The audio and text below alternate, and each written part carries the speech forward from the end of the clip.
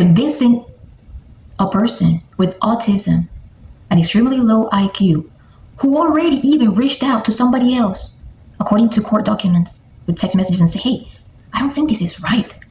Her asking me to do that, right? And then once he gets close to it, he offers her, let's just walk out. Let's get out of here. But what did she do? She declined. She still wanted to unalive. So what's the whole point? She just really had the urge of unaliving. One thing very clear about this is that we won't be able to change the minds of people that have their minds made already when it comes to GYPSY Rose Blanchard. However, I do have a few thoughts. GYPSY Rose Blanchard is now off parole. Congrats to her, right? But have you noticed that ever since she got released from parole, there's just been a huge campaign throwing our faces on social media, just kind of like re-explaining, trying to like give her reassurance that she is actually not guilty. A campaign that includes villanizing even further Nicholas Godejohn and mother Dee Dee Blanchard. Welcome to Let's Just Say Rat. This is Melissa, Tara's mom. You're going to be able to find this video in my playlist, GYPSY Rose Blanchard case. Find the video in the link to the playlist in the description below. So I keep noticing a lot of comments saying, oh, poor girl who never had a chance, who was raised by this extreme manipulator, this and that. That's fine. You know, we have no power to change our minds. That's fine.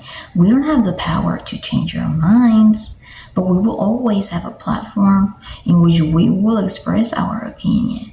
And a lot of people are very curious about other people's opinion.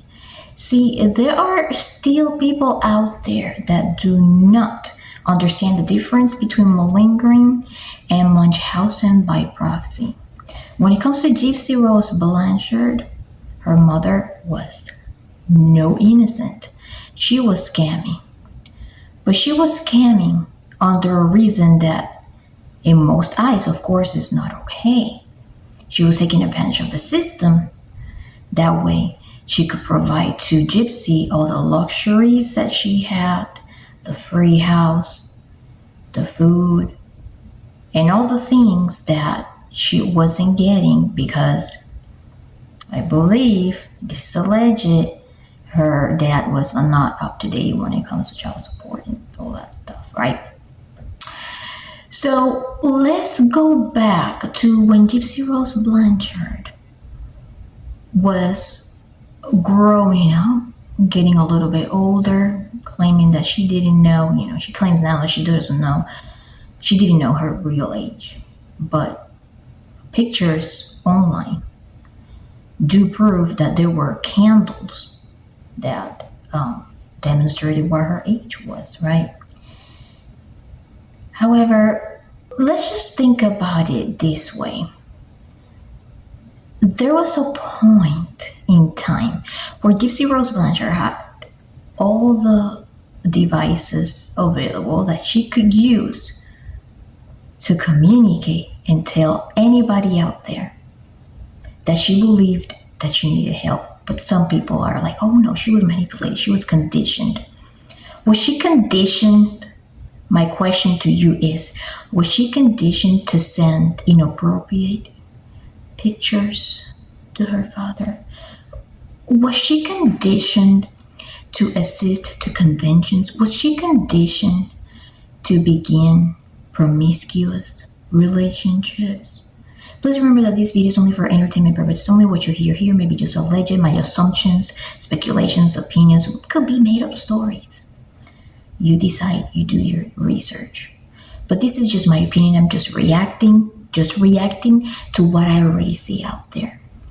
Was she conditioned to basically send a weapon, mail it out? Was she conditioned to basically make videos teaching how to unalive using the hand, right? In a certain motion? Was she conditioned to do role play of certain adult characters? Was she conditioned to feed brownies to the person who she now villainizes more than ever, who was supposed to be her hero? Was she conditioned to do that from the very beginning? It seems like she's trying to villainize whoever was out there trying to provide things for her and demonstrate her things. But yet some people are still not able to distinguish the difference still between Munchausen by proxy and malingering. Her mother was exaggerating her symptoms from her chromosome deletion. She was outside of it in paperwork, telling her doctors that her symptoms were exaggerated, right? Everything that GYPSY Rose Blanchard went through was already linked to her chromosome deletion. And you're going to find information, the brochure of that chromosome deletion, in my description below. Some of the symptoms from that chromosome deletion include failure to thrive, therefore patient needs a feeding tube, cognitive issues such as ADHD, possible autism, possible promiscuity, possible other behavioral problems, possible heart problems, possible ear problems, possible muscle weakness. All right. And so a lot of people get confused because they don't want to take their time to study the condition. And so there is no way that a doctor is going to perform an operation or a surgery based on mother talking and ability to convince. Some people have great sales skills, but there is no way that you're going to go to a doctor and tell them you're going to do something because she has been experiencing this, we lost all our records, blah, blah, blah. No. They have to do retests or whatever it is. They have to confirm that there is an actual issue. I mean, are you going to be that delusional to think that her mother had like the greatest sales skills when it comes to medical?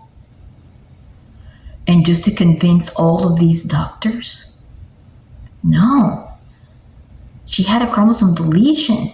And if you look at the poster child in the brochure of the informational pamphlet that I am linking to you below, you're going to see that they have very similar features that GYPSY Rose Blanchard has. And so GYPSY Rose Blanchard claims, and excuse me if I mispronounce this word, that if she would have tried to run away, right, they would have brought her back because she was incompetent. I mean, she's so articulate. She can express herself very well. Honestly, do you think I am going to believe that the way that she speaks now would have actually made law enforcement or agency representatives believe that she was incompetent? Or incompetent, I'm sorry. No. So, I mean, how else does she want us to buy this? Because there is no way. I will never buy it. End of story. That's how it's gonna go. And when it comes to Nicholas Godejohn, here are my 2 cents. If she is walking around free, enjoying life, while he is doing life without chance of parole, she should be doing the same. Because she provided She gave instructions by providing videos, by mailing a weapon, by convincing a person with autism, an extremely low IQ, who already even reached out to somebody else, according to court documents, with text messages and say, hey, I don't think this is right. Her asking me to do that, right? And then once he gets close to it, he offers her, let's just walk out. Let's get out of here. But what did she do? She declined. She still wanted to unalive. So what's the whole point? She just really had the urge of unaliving. And that's my opinion. And so, will I buy her story? I never will. And I urge you to continue investigating her case. See what happens. Thank you for watching. That's just a wrap. This is Melissa. I hope you have a really good day.